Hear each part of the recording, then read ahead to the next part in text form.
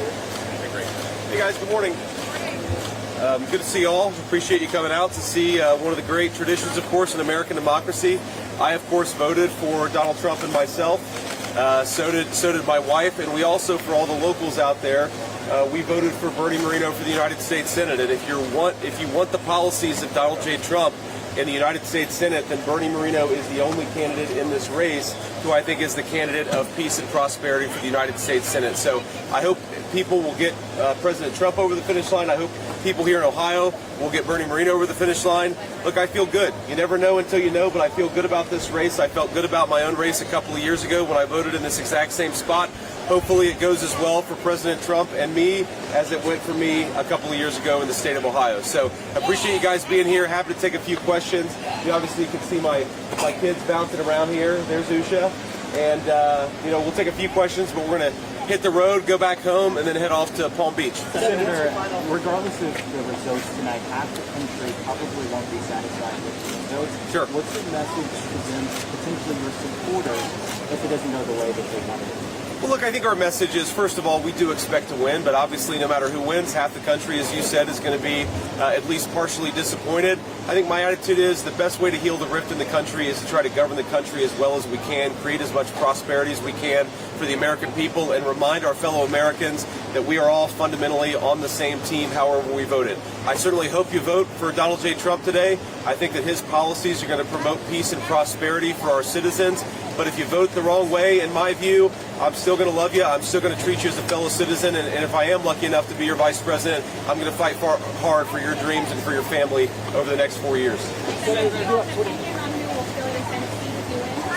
No, look, I'm way too superstitious to think about those things. Let's get this election over the finish line. Let's make Donald J. Trump the president-elect, and then we'll worry about what happens afterwards.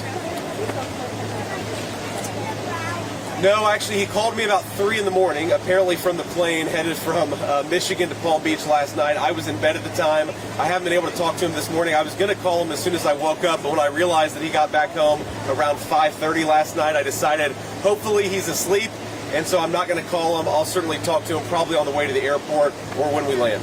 Senator, you grew up 20 miles away in Middletown. Now you're standing here. Maybe in a few hours you'll be the next vice president. Yeah. How are you feeling about that in that moment?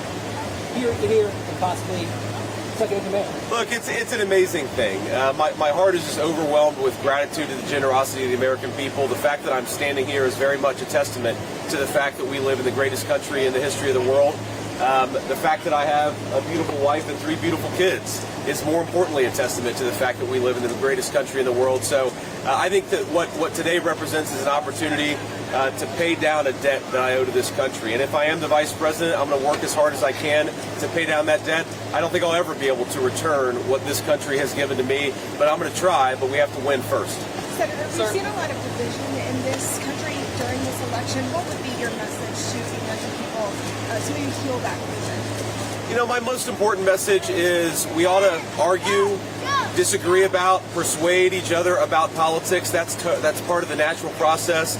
But we can't discard friends and we can't discard family members. I think that if we all just recognize this basic principle, that we ought to love people, we ought to be friends with people, we ought to be family members with people, regardless of their politics, that would do a lot to heal the division. I know myself, I've had a lot of friends, not a lot, I've had a few friends who have cast their friendship aside because I decided that I wanted Donald J. Trump to be the winner in the last election and in this election. I think that's a tragedy, and I'm not going to follow that example. I'd say to everybody, whether you're voting for Donald Trump or voting for Kamala Harris, remember, friends and family, that stuff is what really, really matters. We ought to be kind to one another. We ought to treat each other with respect.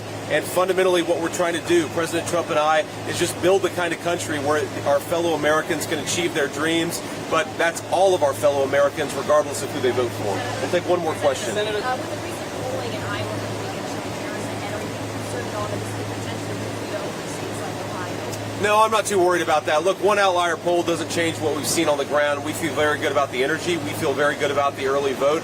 But ultimately, the ball is in the courts of the American people. Today is the day. If you don't want an open border, vote for Donald Trump. If you want to get back to low inflation and affordable groceries, vote for Donald Trump. If you want to return the world to peace and stability, vote for Donald Trump. That's my pitch to voters. I really do believe that we can have a golden age of prosperity in the United States of America, but voters are going to ultimately make that choice. I don't worry about any one poll. I think that we're going to win. I really do, but ultimately the voters make that decision. We'll see what they think about this by the end of the day, hopefully. God bless you guys. Thank you. You ready?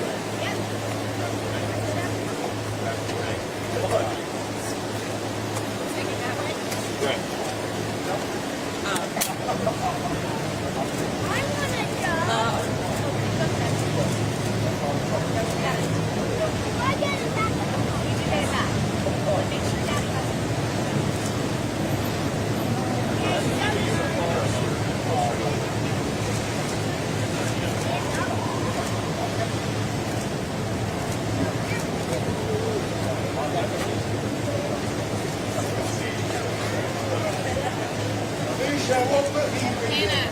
Oh, this is Hannah. Yeah, just